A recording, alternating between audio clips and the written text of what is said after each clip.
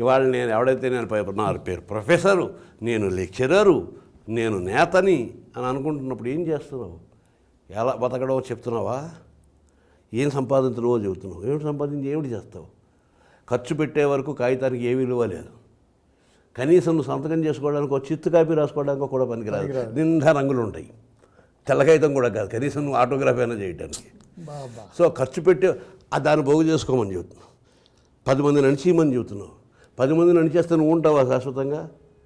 పైగా చుట్టుపక్కల అందరినీ అణిచేసిన తర్వాత నువ్వు శూన్యంగా మిగులుతావు. కాబట్టి కొందరైనా ఉండాలి నువ్వు గొప్పవాడివి అని చెప్పడానికో గుర్తించడానికో. ఇట్లా కాబట్టి అందరికీ అన్నీ తెలియక్కల్లా. సంసారంలో తల్లి బిడ్డని పుట్టి జన్మనిచ్చి తనకి స్తన్యం ఇచ్చి కొంతవరకు తన బాధ్యత అన్ని బాధ్యతల్ని తీసుకుంటుంది. బిడ్డకి తనకు వచ్చింది కడుపు నొప్ప, ఆకలి నొప్ప తెలుసా? ఇప్పుడు మనకి గుర్తులేదు, కానీ మనకి గుర్తు లేకపోయినంత మాత్రం మనం ఆ బాధలు పడలేదు కాదు. మనకి జ్వరం వచ్చింది, ఆకలేసింది, నిద్ర వచ్చింది, ఎన్ని వచ్చింది, అన్నిటినీ అమ్మ తనవిగా అర్థం చేసుకుని వాటికి సరైన పని చేసింది. సో మన బతుకుని ఆవిడ బతికింది. దాని తర్వాత నాన్న కొంతకాలం బతికింది. ఎప్పుడప్పుడు నువ్వు కూడా బతకాలి కదా. సో పట్టుకోవడం, నువ్వు ఏది గడప దాటించడం, బళ్ళో చేర్చడం, ఇలాంటి పనులన్నీ నాన్న చేస్తాడు. అమ్మ నాన్న ఇద్దరు నీ బతుకు నీ బతులు వాళ్ళు బతికితే తర్వాత నీ బతుకు ఎవరు బతకాలి?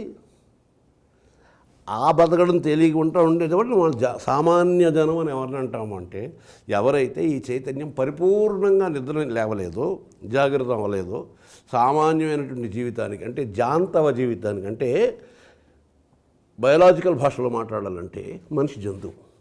హోమోసెపియన్స్, హోమోరెక్టస్ అనే తెగకి చెందిన హోమోసెపియన్స్, మమేల్స్ అనేటువంటి ఒక జాంతవ పరిభాషకు చెందిన ఒక జంతువు. ఎనాటమీలో చూస్తే నీకు అదే కనిపిస్తుంది. ఈ పాశవిక స్థితిలో ఉంటాడు ప్రాథమిక దశలో మనిషి కర్తవ్యం ఏంటంటే ఈ పశువు స్థితి నుంచి పశుపతి స్థాయి దాకా వెళ్ళాలి. పశుపతి అంటే శివుడు, శిశువు శివుడు దాకా ఎదగాలి. దీనికి ఇన్ని స్థాయిలు ఉన్నాయి. సో ఎప్పటికప్పుడు మనిషి తన స్థాయిని గుర్తించుకుంటూ ఇంకా ఎదగడానికి ప్రయత్నం చేస్తూ, కాబట్టి ఈ ప్రయత్నం నేను చెప్పేది ఏంటంటే చదువుకున్నాం అని క్లెయిమ్ చేస్తున్న వాళ్ళకి, మాకు చాలా తెలుసండి, పుస్తకాలు చదువుతామండి, ఇదండి ఆలోచిస్తామండి. ఏమిటి ఆలోచిస్తున్నారు? ఎప్పుడైనా ఆలోచించావా? ఇది నీ శరీరంలో ఉన్న భాగాలే నీకు తెలియవు. నీ వీపునే నువ్వు ఈ జీవితంలో ఏనాడు నువ్వు చూసుకోలేవు. అనవసరమైన అహంకారాలు దేనికిపోతావు. నీ వీపుని ఫోటో తీసి చూపిస్తే నా వీపు అని చెప్తే ఓహో నా వీపు అని చెప్పాలి. నువ్వు అద్దంలో పెట్టి చూసుకున్నా కనిపించినటువంటి యాంగిల్స్ కొన్ని ఉంటాయి. నా శరీరంలో ఏముందో కూడా నాకు తెలియదు. నా శరీరంలో ప్రతి కణంలోనూ నిత్య విస్ఫోటనం జరుగుతుంది ప్రతి క్షణంలో. కావాలంటే నువ్వు ఎక్కువ చేయించుకు చూడు, ఆ డాక్టర్ని అడుగు, నేను వింటానండి అని వాడు అంటే ఆయన ఆన్ చేస్తాడు డాక్టర్. డబ్బు డబ్బు డబ్బు డబ్బు బుయ్యి బుయ్యి బుయ్యి బోల్డ్ శబ్దం వస్తుంది. అరే ఇంత శబ్దం ఉందో నాలో. ఈ మామూలు ఈ ఎక్కువ రకరకాల అవి చేయించుకున్నప్పుడు అది మీరు వినపట్టలేదు. సౌండ్ ప్రూఫ్ గదిలో పెట్టేసి ఉంది ఈ చైతన్యం. ఇలాగా బతకటం గురించి నిత్యం ఆలోచించకపోతే ఏమిటవుతుంది? ఎంతకాలం నువ్వు అలా మత్తులో పడుంటావు? మత్తులో పడుంటే ఓకే, పడుంటున్నావా? మత్తులో నడిస్తే ఏమవుతుంది? మత్తులో మాట్లాడితే ఏమవుతుంది? ఇప్పుడు ప్రస్తుతం జీవితం ఎంత అల్లకల్లోలంగా ఉండడానికి ఎందుకు? నీకు వేదన, సమాధానం లేదు. ఏమిటి నీ దాహం? సమాధానం లేదు. నీకేం కావాలి? సమాధానం లేదు. ఈ పని ఎందుకు చేస్తున్నావు? సమాధానం లేదు. అసలు నువ్వెవరు? సమాధానం అసలు లేదు. సో ఈ సమాధానాలను అన్వేషించి పట్టుకోవడానికి చేసిన ప్రక్రియే సనాతన ధర్మ ఋషులు చేసిన పని. వాళ్ళు మనకి ఇచ్చిన సంపద ఉన్నది. ప్రశ్నలు వేసి వాళ్ళు సమాధానాలు చెప్పారు. ప్రశ్నోపనిషత్తు పేరుతో ఒక ఉపనిషత్తు అంటే దగ్గర కూర్చొని నేర్చుకోవాల్సిన విద్య. దగ్గర కూర్చుని అంటే వాడు ఒళ్ళోకి వెళ్ళి కూర్చొని చవటకంపు తగిలేలా కాదు. మొత్తం అంతా మన ఉనికి కూడా పూర్తిగా మారిపోయి ఆ ప్రశ్న ఏంటి, అది నాది ఇక్కడ ఉంది, దానికి సమాధానం చెప్పడం అన్నంత శ్రద్ధతో కూర్చుని ఈ జీవితాన్ని ప్రశ్నించుకోవడం కోసం మనం పుట్టాం. అలా కాకుండా చచ్చేదాకే అలాగే బతికేసేస్తాను, గాలి వెనకాల నుంచి తోస్తుంది అనుకునే వాళ్ళు ఉంటారు. అలాంటి వాళ్ళని కూడా మనుషులుగా మార్చడానికి ఒక జీవన సంవిధానాన్ని, దీని పేరు ధర్మం అంటాం, ఆ బాటలోకి నడిపించడం అనే పని కూడా ఋషులు చేశారు. సో ఈ ఆలోచనాశీలులు ఎవరైతే ఉన్నారో వాళ్ళకి వయోపరిమితి అంటూ ఏమీ లేదు. నువ్వు ఆలోచించకూడదని ఏం లేదు.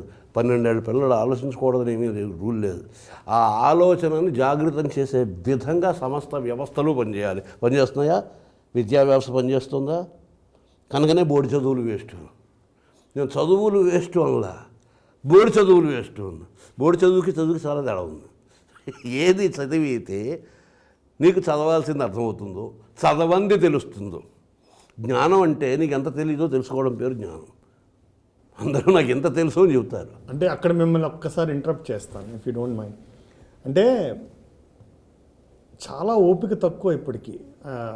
ఇప్పుడు మీరు పాట మొత్తం వింటే మీరు చివరిలో ఏం చెప్తారో, పనికి మాలిన కాదు, నీ జీవితానికి బరువయ్యే చదువులు నువ్వు చదవకు, ఏదైతే ఉపయోగపడుతుందో అది చదువు అని మీరు చెప్తారు. కానీ బోడి చదువులు వేస్ట్, నీ బుర్రంతా భోంచేస్తూ ఆడి చూడు క్రికెట్టు, టెండూల్కర్ అయ్యేటట్టు, ఒక్క పోజు కొట్టు, ఒక్క ఫోరు కొట్టు నువ్వు లక్షలు పట్టేటట్టు, ఆడిడాసు బూట్లు త్వరగవ నీకు 6 కోట్లు, ఎంత చేస్తే సంపాదిస్తావు ఇంత పెద్ద అంతస్తు, ఓరి ఇన్నోసెంట్ స్టూడెంట్, బోడి చదువులు వేస్ట్. ఇక్కడ మీ అంత పరిణితి పిల్లల వరకు వద్దు బాబాయ్. చాలామంది పెద్దవాళ్ళకే ఆలోచన ధోరణి ఓన్లీ ఆ అవుటర్ స్ట్రక్చర్ని తీసుకుని, సీతారామ శాస్త్రి గారు బోర్డు చదువులు వేస్ట్ అన్నారండి, బోర్డు చదువులు వేస్ట్, సిరివెన్నెల సీతారామ శాస్త్రి రేపు ఈనాడు పేపర్లో హెడ్డింగ్, అంతవరకు తీసుకుని దాన్ని పిల్లలకి ఇలాంటి మీలాంటి వాళ్ళది ఒకటి కోతి కొబ్బరిగా ఇచ్చినట్టే సీతారామ శాస్త్రి గారు చెప్పారని వాళ్ళు ఇంకా ఆటల మధ్య అంటే తప్పుగా అర్థం చేసుకోరనే భావం మీకు ఎప్పుడు కలగలేదు. కారణం ఏంటంటే మొట్టమొదటి దానిలో ఆత్మ చైతన్యం ఉంటే డైరెక్ట్గా వెళ్ళి స్పర్శిస్తుందని ఇందాక చెప్పాను. అర్థం కావడం అనేది ఉండదు, అనుభూతి చెందడం అనేది ఉంటుంది మొదటిది. రెండవది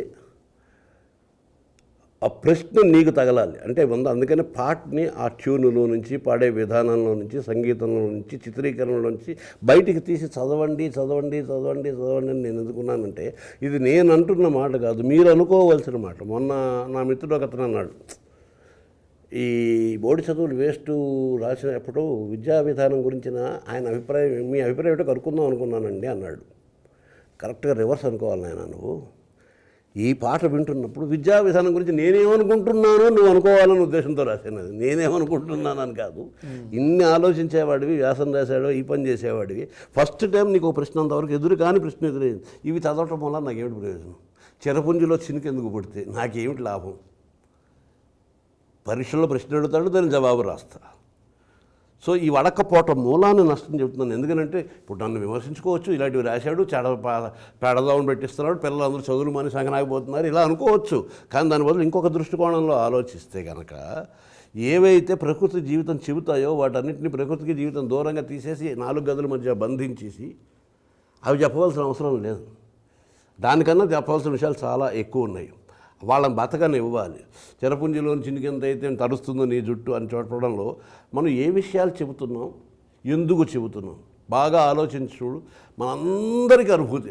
అందుకని నేను ఎవ్వరికి తెలియని కొత్త విషయాలు చెప్పట్లేదు, ఎవ్వరివి కాని భావాలు చెప్పట్లేదు. ఇది మొదటి నుంచి మొత్తుకుంటున్నాను. I am the echo of your silence.